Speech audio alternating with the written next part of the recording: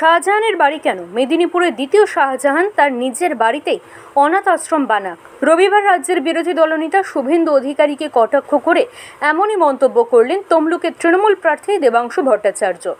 উল্লেখ্য, তমলুক লোকসভা কেন্দ্রের বিজেপি প্রার্থী অভিজিৎ গাঙ্গুলির সমর্থনে রবিবার নন্দকুমারের খঞ্চিতে জনসভা করেন রাজ্যের বিরোধী দলনেতা শুভেন্দু অধিকারী। সেই সভায় বক্তব্য রাখার সময় শুভেন্দু বলেন, সন্দেশখালীতে শাহজাহানের বাড়ি নিলামে উঠলে আমি কিনে সেখানে অনাথ আশ্রম বানাবো। এবার শুভেন্দু অধিকারী সেই মন্তব্যের পাল্টা উত্তর দিলেন তৃণমূলের তরুণ নেতা দেবাংশু। রবিবার তমলুকের হাসপাতাল মোড়ে রাজ্যের চাকরিহারা শিক্ষকদের অবস্থান বিক্ষোভ কর্মসূচি পালন হয়। সেই কর্মসূচিতে যোগদান করে দেবাংশু বলেন, শুভেন্দু অনেক টাকা চুরি করেছেন, তাই উনি রাজপ্রাসাদ সমান বাড়ি কিনে সেখানে অনাথ আশ্রম বানাতে চাইছেন। পাশাপাশি তিনি আরও বলেন, অনাথ আশ্রম করার জন্য শাহজাহানের বাড়ি কেনার প্রয়োজন নেই।